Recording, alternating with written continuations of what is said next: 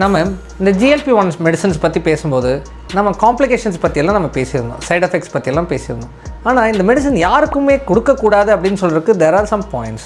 See, for example, ஒருத்தர் kidney problem இருக்கிறவங்களுக்கு சில பெயின் கில்லர்ஸ், அந்த டைக்ளோஃபெனாக்னு சொல்கிற பெயின் கில்லர்ஸ் கிட்னி ப்ராப்ளம் இருக்கிறவங்களுக்கு கொடுக்கவே கூடாது. அதே மாதிரி தான் இந்த மெடிசன் யாருக்கு கொடுக்கக்கூடாதுன்னு there are proper indications. First, already weight ரிலேட்டடாக கண்ணில் ரெட்டினா பாதிப்புகள் இருந்தாலும், இல்லை ஆல்ரெடி கண்ணுக்கு போகிற நரம்புகள் பாதிச்சிருந்தாலும் அவங்களுக்கு கொடுக்கக்கூடாது. இன்னொன்று, பேன்க்ரியாஸ் ஆல்ரெடி கணையம் ஆல்ரெடி எனக்கு இன்ஃபெக்ஷன் ஆயிருக்கு, இல்லை பித்தப்பையினால இன்ஃபெக்ஷன் ஆயிருக்கு, இல்லை ஆல்கஹால்னால எனக்கு ஆல்ரெடி கணையம் இன்ஃபெக்ஷன் ஆயிருந்தது, அப்போ அவங்களுக்கும் இந்த மெடிசன்ஸ் கொடுக்கக்கூடாது. பேன்க்ரியாடைட்டிஸ் இருந்தால் அவங்களுக்கு இந்த மெடிசன்ஸ் கொடுக்கக்கூடாது. அதே மாதிரி ஃபேமிலி ஹிஸ்டரி ஆஃப் தைராய்டில் கேன்சர் இருந்தால், அதுவும் தட் டு மெடுலரி கார்சினோமா இருந்தால் கொடுக்கக்கூடாதுன்னு சொல்லிட்டு there are more studies related to this one. அதனாலேயே நாங்கள் இந்த மெடிசன்ஸ் எடுத்துக்கும் போகும்போது இவ்வளோ விஷயம் ஒருத்தருக்கு கொஸ்டினராக கேட்போம் ஆஸ் அ டாக்டர்ஸ். இதில் ஏதாச்சும் ஒரு ப்ராப்ளம் இருந்துச்சு அப்படின்னா அவங்களுக்கு இந்த medicine is restricted, should not be given and they should not take it. இது ரொம்ப அது காஷியாக இருக்கணும். அப்போ அதுக்கும் alternative diet and physical activity இல்லைனால் ஒரு லெவலுக்கு மேலே தாண்டி போகும்போது சர்ஜரி.